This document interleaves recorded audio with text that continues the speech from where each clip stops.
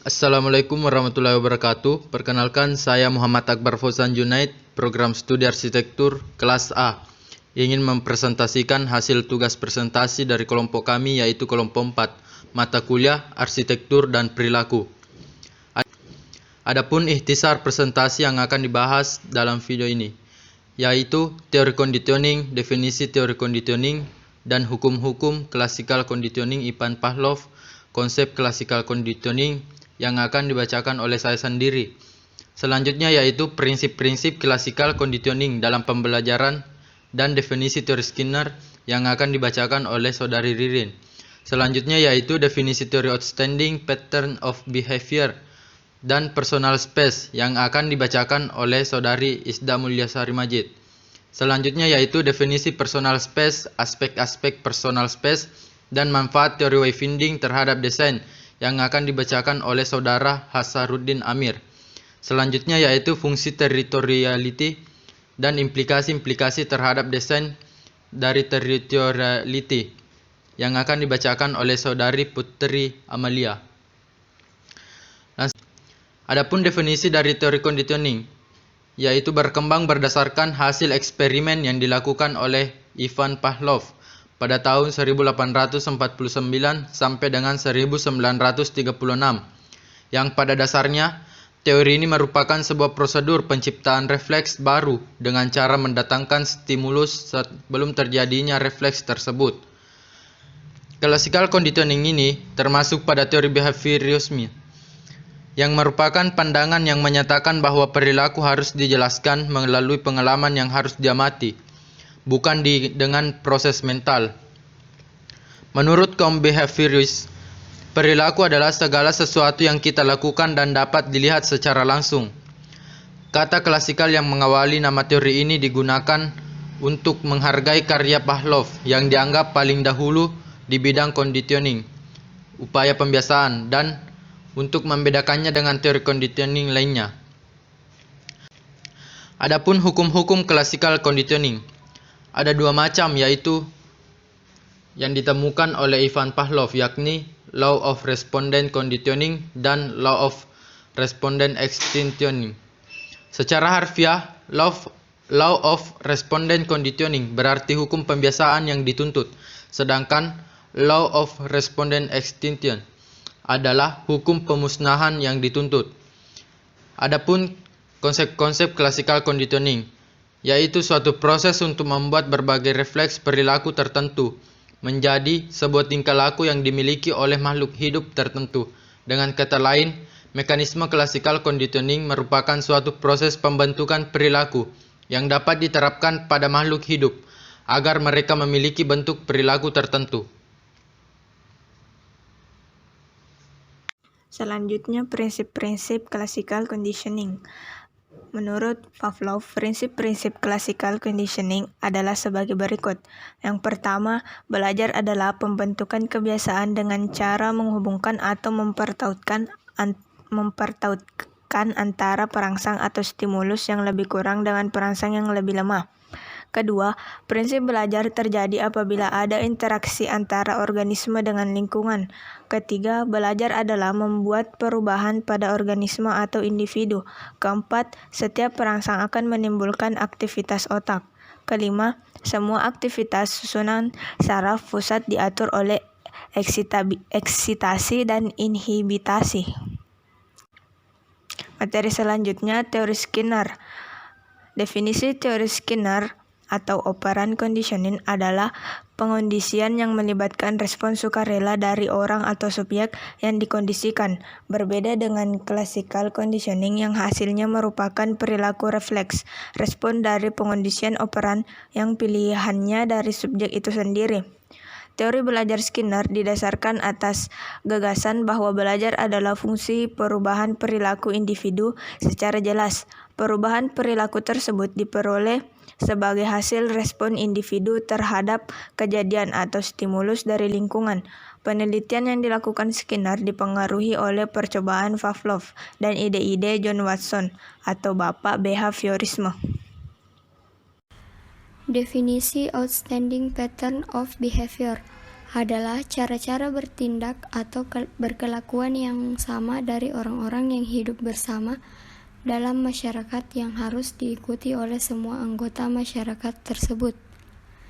Behavior pattern terbagi menjadi 11 macam, yaitu template metode, strategi, comment, memento, mediator, state, observer, interator, chain of responsibility, interpreter, dan visitor. Definisi personal space. Personal space merupakan psikologi seorang terhadap respon lingkungannya. Menurut Alan F. Westin, privasi merupakan kebutuhan dari setiap individu. Sebagaimana pertanyaannya, each individual must make a continuous adjustment between his or her needs for solitude and companionship. Privasi sama halnya space dan territoriality, yang merupakan sebuah proses yang mana suatu peristiwa luar biasa dari kehidupan sehari-hari. Privasi menurut Irwin Altman yaitu selective control of access to oneself of to one's group, either in person or in terms of information about oneself. It may be considered as a preference, expectation, value, need, and behavior. Aspek-aspek personal space. Yang pertama, a personal portable territory merupakan tempat yang berada pada wilayah kontrol dari personal tersebut. Beberapa unsur luar diperkenankan masuk pada wilayah personal ini. Setiap orang memiliki personal space. Dimanapun ia berada, mereka akan selalu dikelilingi dan dibatasi oleh personal space. Yang kedua, spacing mechanism merupakan mekanisme pengaturan ruang sebagai batasan jarak antar individu yang berlangsung secara natural serta alamiah. Setiap individu memiliki batasan ruang. Ketika antar individu memiliki kesempatan untuk bergerak atau bersamaan dalam sebuah tempat, mereka akan secara otomatis mengatur jaraknya dengan individu lain. A communication channel merupakan tingkatan personal space terjadi interaksi berupa komunikasi verbal maupun non-verbal, sehingga akan terbentuk kualitas ruang yang bergradasi. Dalam hal tersebut, Edward Hall membagi 4 jarak interaksi personal yang didasari oleh interaksi sosial antar dua individu atau lebih, yakni jarak intim, jarak personal, jarak sosial, dan jarak publik. Selanjutnya, manfaat teori wayfinding terhadap desain. Menurut Passini tahun 1984 menjelaskan tentang proses wayfinding untuk memecahkan masalah dengan 3 bagian penting diantaranya ialah pemrosesan informasi, pengambilan keputusan, dan tindakan aksi, sehingga diperlukan kemampuan kognitif untuk mencapai tujuan ini. Komponen-komponen dari wayfinding proses sebagai berikut. Yang pertama, wayfinding task atau tujuan wayfinding. Yang kedua, environmental information atau informasi dari lingkungan. Yang ketiga, information processing atau proses pengolahan informasi, atau cognitive process atau proses kognisi. Yang keempat, cognitive memory atau ingatan kognitif. Yang kelima, wayfinding decision atau keputusan wayfinding. Terhadap 2 wayfinding style yang tersedia pada umumnya, gaya pertama ialah linear wayfinding style. Gaya ini dilakukan jika individu menemukan tempat bergantung dengan informasi secara berurutan atau linear. Gaya ini membutuhkan penanda-penanda yang bersifat berurutan atau linear. Gaya kedua disebut spatial wayfinding style. Ini dilakukan secara spasial sehingga individu hanya menemukan tempat berdasarkan peta yang dipasang dan pada bangunan.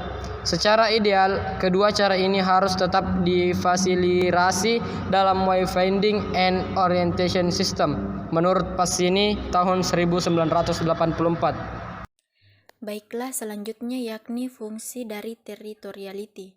Yang pertama yakni fungsi primer atau mendasar untuk memberikan rasa aman atau sense of security, yaitu bebas dari pengaruh bahaya dari luar seperti cuaca, bencana alam, kecelakaan, pencurian, vandalisme dan kriminal, teroris, dan sebagainya, serta memiliki keyakinan diri akan rasa aman.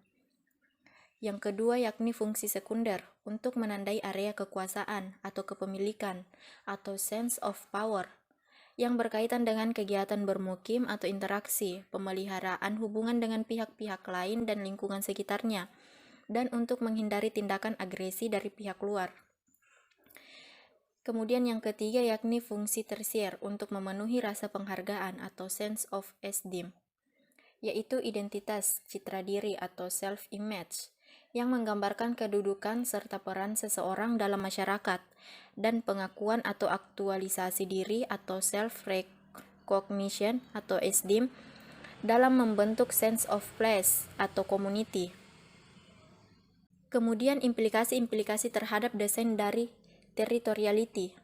Yang pertama yakni teritorialitas ruang. Yang kedua, teritorialitas ruang berbentuk persegi atau square. Dan ketiga, teritorialitas ruang berbentuk memanjang atau linear. Yang keempat, teritorialitas ruang berdasarkan waktu, aktivitas. Dan yang terakhir, yang kelima, yakni teritorialitas ruang berdasarkan latar belakang masyarakat. Itulah tadi presentasi dari kelompok 4. Lebih dan kurangnya mohon dimaafkan. Assalamualaikum warahmatullahi wabarakatuh.